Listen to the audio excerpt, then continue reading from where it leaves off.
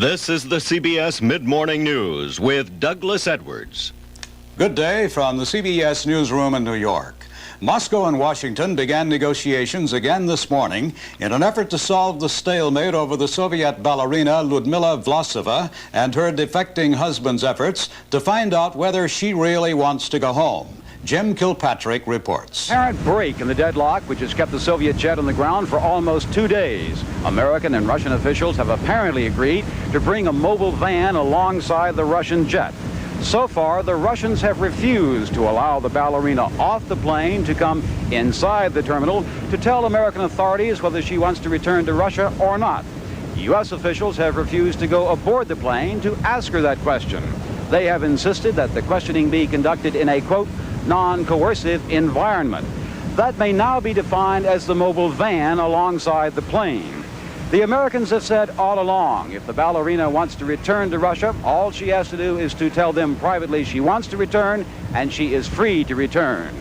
The mobile van may now be the location for that conversation. Jim Kilpatrick, CBS News at New York's Kennedy Airport. The 2-day siege of the Las Vegas City Jail ended its gunfire this morning. 2 inmates were shot to death, and one of the 3 guards being held hostage was slightly wounded. Police regained control after some of the inmates turned against the ringleaders of the uprising.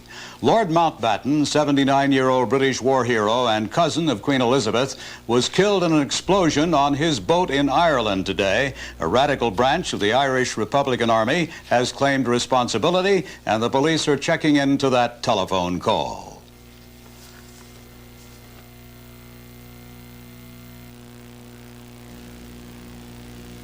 The smile on your face is there because you know that your mouth tastes great. And it's nice when their teeth are getting strong and the clean in your mouth is Colgate. Colgate is more than a brisk, clean taste. With regular brushing, Colgate's fluoride penetrates the surface of tooth enamel. Not this fast, but it gets in and fights cavities. There's a twinkle in your eye when there's fluoride for their teeth, and the clean in your mouth is Colgate. It's hurting right in here. Bernadette Clausen has a headache and a problem swallowing tablets. Like when I swallow, it feels like right here, it's still there. So we're giving her a new extra-strength Tylenol adult liquid. Because it's a liquid, it's easier to swallow than ordinary tablets. I feel better, a lot better. I think it's terrific. It was easy to get down, much easier than when I have to take a pill. Extra-strength Tylenol adult liquid, easier to swallow, and you can't buy a more potent pain reliever without a prescription.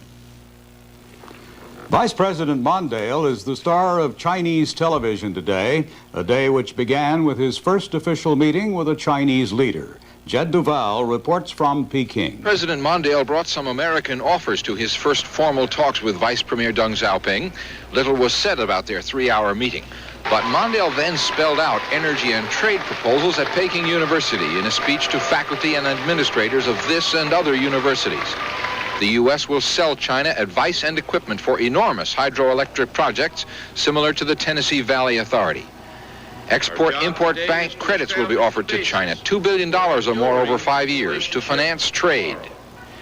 Guarantees will be set up to back U.S. business investment in China. The Chinese were perhaps listening more carefully to Mondale's words about international strategy. They've been seeking assurance, anything they can get, to balance growing Soviet power in the East. This is as far as the Vice President went.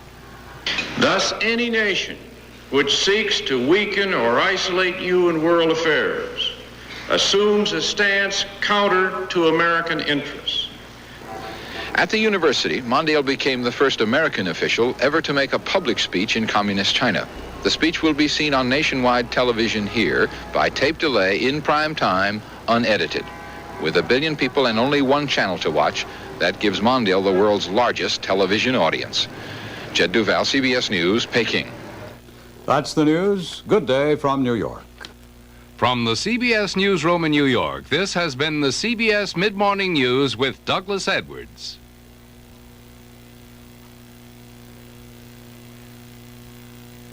This is CBS.